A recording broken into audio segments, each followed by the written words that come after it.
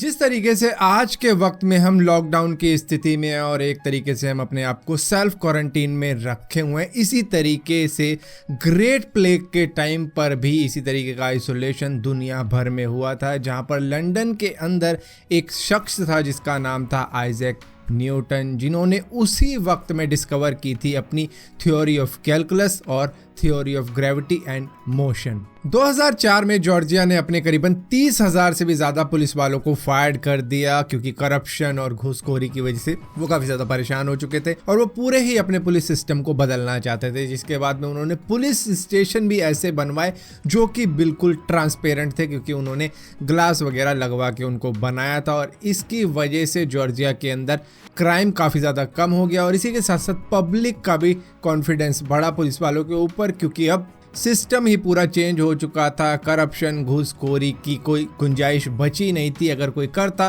तो उसके खिलाफ सीधा ही कार्रवाई होती। तो इस तरीके का उन्होंने अपना पुलिस महकमा तैयार कर लिया था। एक फिनोमिनन है जिसको मैनहट्टन हेंज भी कहा जाता है, जो कि साल में सिर्फ 2 बार ही होती है। दरअसल न्यूयॉर्क की स्ट्रीट पर एक बिल्कुल जो सीधी लाइन जा रही है रोड की, उसके बीच में सूरज इस तरीके से आ जाता है कि लोगों को कुछ इस तरीके का नज़ारा देखने को मिलता है, जहाँ पर सूरज की चमक इतनी ज़्यादा होती है कि उस वक्त में सामने देखना भी मुश्किल होता है, ड्राइविंग करना भी काफ़ी ज़्यादा मुश्किल होता है। और ये साल में, जैसा कि मैंने आपको बताया, 2 बार होता है न्यूयॉर्क के अंदर। जापान के ओसाका स्टेशन पर एक क्लॉक वाटरफॉल भी है, जो कि कुछ इस तरीके के पैटर्न बनाता रहता है पानी से ही, जिसके बारे में मैंने आपको पहले भी बताया था। अब इसी तरीके से एक झूला भी होता है। ऐसे झूले तो आपने खैर नॉर्मली बहुत देखे होंगे, लेकिन इसी तरीके का एक झूला होता है जिसको स्विंग वाटरफॉल भी कहा जाता है, जिसके बीच में से पानी गिरता रहता है, लेकिन उससे आप भीगते नहीं हो, बल्कि आप जब आगे जाते हो तो पानी एकदम से रुक जाता है और इसके बाद में जैसे ही आप वापस आते हो तो फिर से पानी रुक जाता है। और ये 2011 में सबसे पहले दिखाया गया था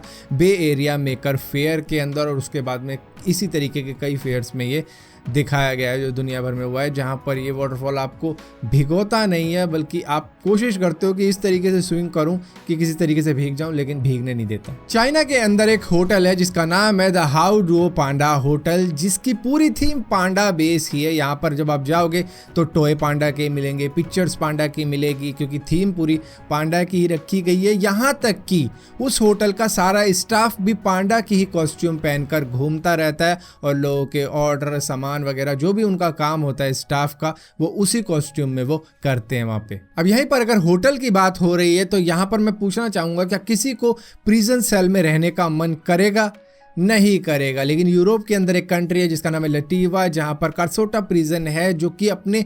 प्रिजन सेल्स को रेंट पर भी देता है, किसी होटल की तरह, जहां पर जो भी गेस्ट आते हैं उनका ट्रीटमेंट बिल्कुल वैसा ही होता है जिस तरीके से किसी कन्विक्ट का ट्रीटमेंट होता है, यानी कि किसी कैदी का ट्रीटमेंट होता है, क्रिमिनल का ट्रीटमेंट होता है, और उनको भी वही खाना दिया जाता है जो कि और कैदियों को दिया जाता है, और उनको रहने को भी मिलते वही सेल्स हैं जिसमें कैदी रहते हैं। बस ये है कि उन क्रिमिनल्स के साथ में उनको नहीं रखा जाता, उनको एक सेपरेट प्रिजन सेल दिया जाता है, लेकिन जो फीचर होते हैं, जो फैसिलिटीज़ होती हैं, वो सारी सेम ही होती हैं। इस दुनिया के अंदर बहुत से स्मार्ट गैजेट्स मौजूद है, लेकिन आपको मालूम नहीं होगा कि एक स्मार्ट टोस्टर भी मौजूद है, जैसे कि टोस्टरॉइड होता है एक, जो कि आप अपने मोबाइल से कंट्रोल कर सकते हो, जिसके अंदर जब आप ब्रेड डालोगे तो आप अपने मोबाइल पे कोई भी पिक्चर देखो और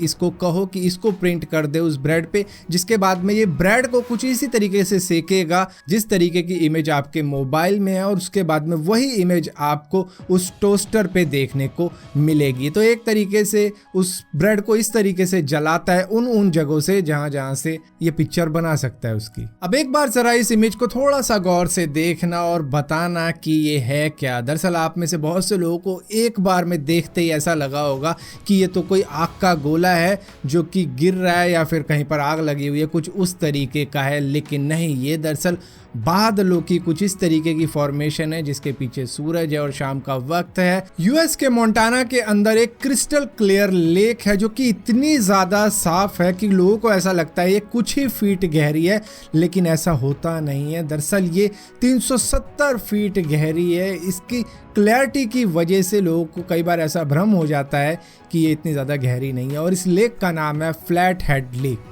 एक बार जरा इस इमेज को देखो और सोच के बताओ कि ये कितने में बिकी होगी। ये एक पोटैटो की इमेज है, आलू की इमेज है, जो कि मुश्किल से 20-25 रुपए के शायद 2 किलो आते हैं, 1 किलो आते हैं, मुझे मालूम नहीं पक्का, लेकिन फिर भी